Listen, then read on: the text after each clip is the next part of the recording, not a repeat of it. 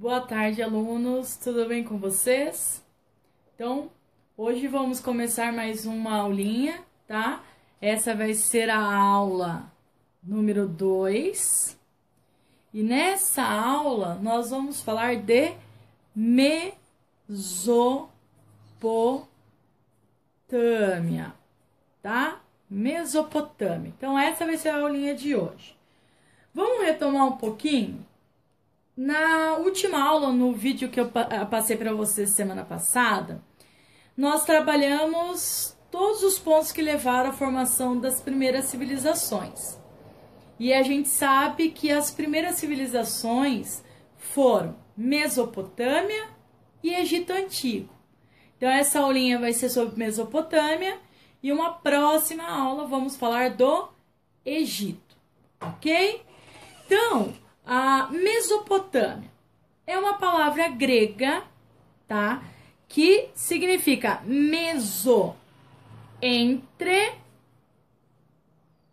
e Potâmia, rios, tá? Então, Mesopotâmia em grego significa entre rios. Quais rios, professora? Os rios Tigre e o rio Eufrates. Ok? Então, eu tenho dois rios que vão abastecer a Mesopotâmia. Lembram na última aula que nós falamos das civilizações hidráulicas? O que é isso? Que elas vivem das cheias do rio e vão fazer a revolução agrícola em torno desses rios. E essas primeiras civilizações precisam de muita água para deixar a terra fértil, né? Para poder plantar. Então, a Mesopotâmia, ela é riquíssima de terra fértil, porque ela passa, né, por esse território, vai passar dois rios, o Tigre e Eufrates, ok? Então, vamos lá. Para a gente entender, um outro fator importante, tá? É saber aqui um outro dado fundamental para quem vai aprender sobre esse tema. Que tanto a Mesopotâmia quanto o Egito, eles ficam numa região chamada Crescente Fértil. Então, como que é? A Pro vai desenhar aqui, então, a África, né? Então, eu tenho o continente africano aqui, a África. Eu vou ter bem aqui o Egito, tá bom? E eu tenho aqui, continuando, tá? O Oriente. E eu vou ter aqui, tá? A Mesopotâmia. Então, vamos lá. Eu tenho os dois povos da antiguidade, tá? As duas primeiras civilizações que se formaram, o Egito Antigo e Mesopotâmia. Eu acabei de aprender o quê? Que na Mesopotâmia passam dois rios, o rio Tigre e o rio Eufrates, tá? E o que banha o Egito é o rio Nilo. O que vocês têm que entender aqui? Vocês têm que entender que toda essa região aqui em volta do Nilo é fértil, muito fértil. Em volta aqui da Mesopotâmia, fértil, muita terra fértil, muita água, muita cheia, tá? O que vai acontecer? Os historiadores vão olhar essa região e vão começar a demarcar. Eles vão pegar aqui, tá? O mapa do Egito e Mesopotâmia e vou começar a marcar onde tem terras férteis. E eles começam a marcar, marcam, vão marcando, vão marcando. Quando esses historiadores terminaram de demarcar a região, eles vão dizer o que? Olha, formou o desenho de uma lua crescente. Então eles vão dar um nome, eles vão criar um nome e vão chamar isso daqui de crescente, tá? Se chama crescente porque aonde eu marquei que tem terras férteis, formou o desenho de uma lua crescente. Então eu vou chamar essa região de crescente fértil. Por quê? Porque é uma região muito fértil, boa para plantar, ok? Então, quando vocês ouvirem falar na região de crescente fértil, eu tenho que saber que eu estou falando da região do Egito e da região da Mesopotâmia. Tudo bem até aqui? Então vamos lá. Eu vou falar agora sobre então Mesopotâmia, a aula que vem, Egito. Então, Mesopotâmia eu já sei que em grego significa entre rios e que é banhado pelos rios Tigre e Eufrates. Ok, agora vamos trabalhar um pouquinho as partes específicas. Então vamos falar da economia da região da Mesopotâmia. Eu vou dizer que a economia da Mesopotâmia, e quando eu falo em economia, meus queridos, é o que traz dinheiro, é o que gera dinheiro para os povos sobreviverem, tá?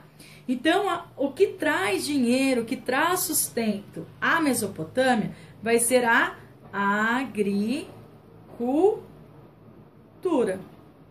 tá? Por que agricultura, dona? Porque eles têm muita terra fértil e vão plantar muito. E lembrando lá da última aula, a revolução agrícola vai fazer com que essa agricultura se desenvolva. Ah, dona, então a economia da Mesopotâmia é a agricultura apenas? Não. Ela também vai ser o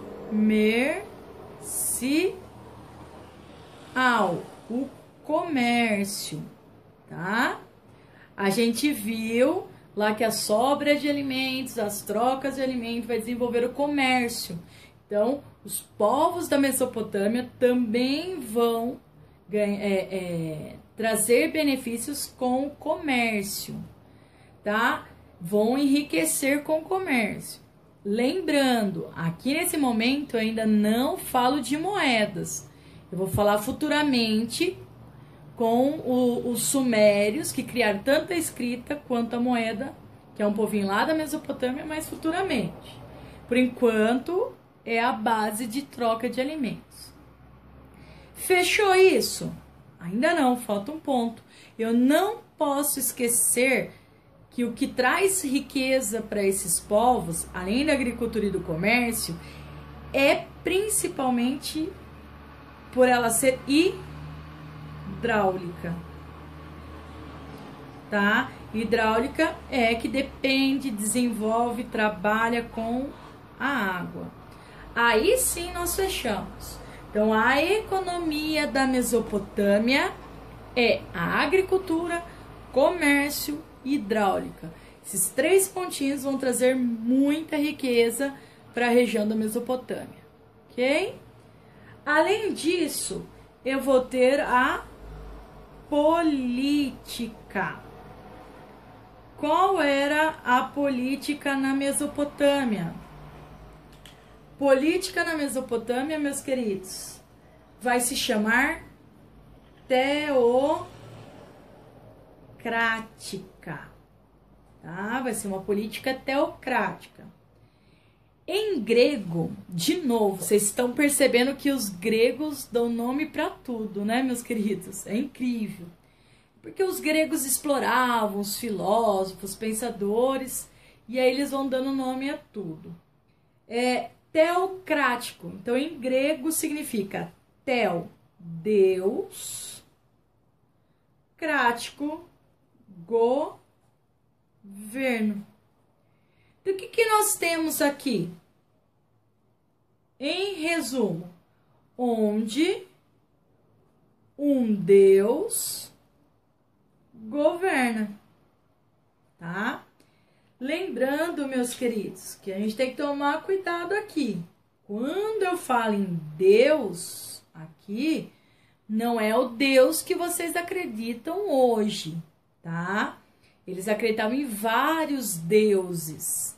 Então, quando eu digo que Deus governa, é porque o chefe, o rei ou o imperador na Mesopotâmia, tá? Ele vai ser o quê? Um Deus, um representante de Deus na Terra. Então, quando, por exemplo, eu sou da região da Mesopotâmia, eu moro na Mesopotâmia, tá? Eu moro lá num povo da Babilônia, por exemplo. O rei da Babilônia, para mim, vai ser considerado um representante dos deuses. E aí eu vou passar a respeitá-lo como um deus, ok? Então, quando eu tenho um rei, tá? Ou um imperador que é considerado um deus e governa como um deus, eu tô falando que essa política ela é teocrática, tá bom? Que é hoje, por exemplo, no Brasil, a nossa política é democrática. Povo, crática, governo. A gente vive numa democracia. Aqui na Mesopotâmia, eles viviam numa teocracia, tá bom? Outro ponto fundamental para entender a política, tá? A Mesopotâmia, meus queridos, ela era fragmentada, tá? Então tinha uma descentralização do poder, tá? Dona, como assim descentralização do poder? Eu tenho aqui, ó, um exemplo. Mesopotâmia.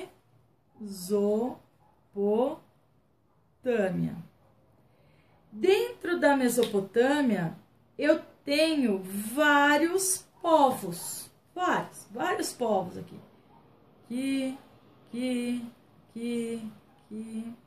Vários povos, tá? Então, eu tenho Babilônia, eu tenho os hititas, tenho os sumérios,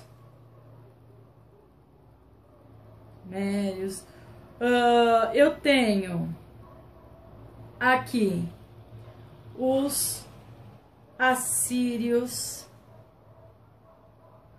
os acádios e assim por diante.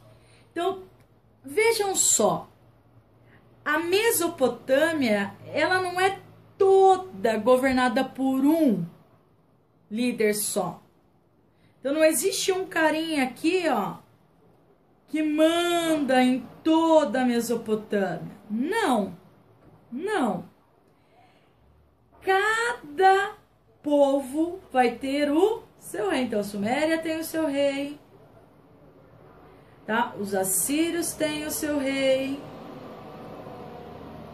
os hititas, babilônios e assim por diante. Então, o poder dentro da Mesopotâmia a gente chama de descentralização do poder. Não é centrado na mão de um só, mas sim cada povo vai mandar na sua região. Isso daqui, meus queridos, a descentralização, tudo isso daqui vai levar ao quê? Vai levar a várias disputas por terra, tá? Esses carinhas aqui, meus queridos, eles brigar, se matar, tá? Disputar por muita terra. Por quê? Porque a Mesopotâmia ela é muito rica em terra fértil. E a gente sabe que na antiguidade, o que é riqueza na antiguidade? Terras férteis. Tudo bem até aqui? Então, economia, política. Vamos agora entender a religião. Então, a religião, meus queridos, é o seguinte. A religião, ela vai ser politeísta. Então, vamos colocar aqui. Religião.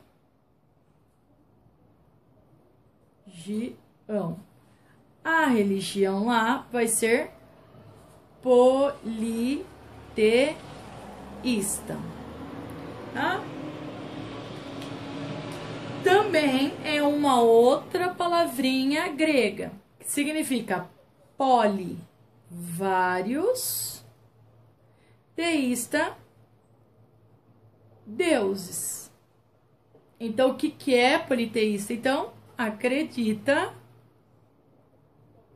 em vários deuses, tá? Então, não é igual vocês. Vocês são monoteísta. Mono, um, teísta, Deus. Então, vocês acreditam em um Deus só.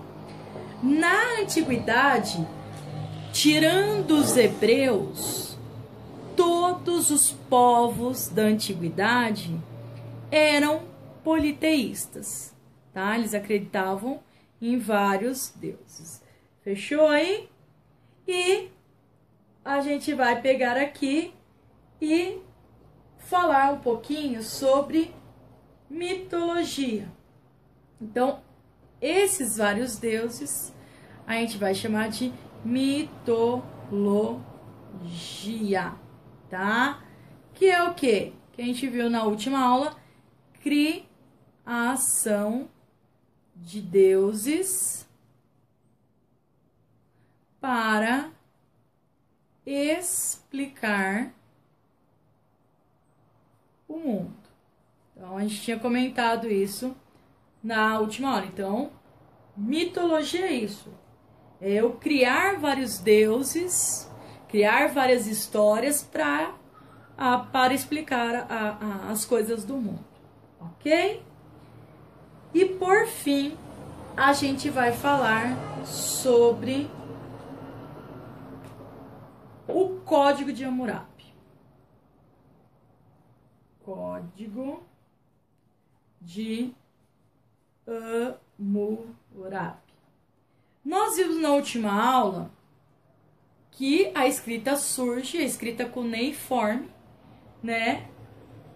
E a gente viu também que as civilizações, por elas ficarem mais complexas, mais difíceis, precisou criar as leis. E o primeiro código de lei do mundo foi o Código de Hammurabi. E entre vários, mais de 200 artigos do Código de Hammurabi, nós vamos ter aqui a lei do talião. O que seria essa lei do talião? Seria olho por olho, dente por dente, tá? Por que o Código de Hammurabi foi criado? E esse código, ele foi criado, tá? Num povo, numa região da Mesopotâmia, se chamava Babilônia. Então, na Babilônia é que vai surgir o primeiro código de lei criado pelo chamado rei Hammurabi. Por isso ficou conhecido como Código de Hammurabi. Outra coisa importante, o que é código, né? Toda sociedade, meus queridos, ele tem um código de lei, né? Dentro de uma constituição. Então, por exemplo, nós aqui temos os nossos códigos de lei, né? Que nós temos que respeitar e seguir. Então, toda sociedade tem uma constituição, tem normas, tem regras, tá? E por que o Hammurabi, porque até hoje é necessário um código de lei? Porque o código, ele vai ser fundamental para organizar a sociedade. Tá? Então vai ser importantíssimo para organizar a cidade. Só que olha só, o Hammurabi, além de querer organizar a sociedade, o que ele pretendia com essa organização? Tá? Ele entendia o quê? Que com a sociedade organizada, tá? Mais fácil seria formar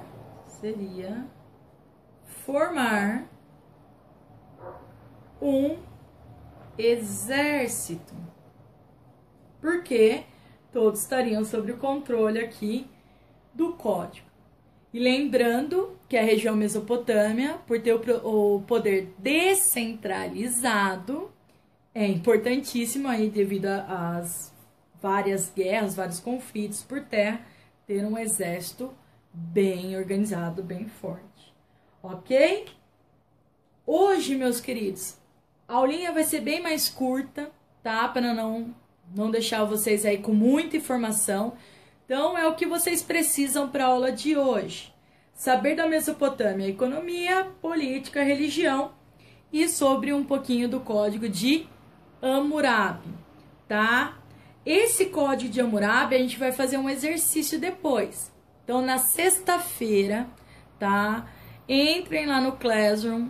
Eu vou estar jogando duas atividades para vocês. Uma em relação ao código de Hammurabi, para a gente fazer um debate sobre isso, tá?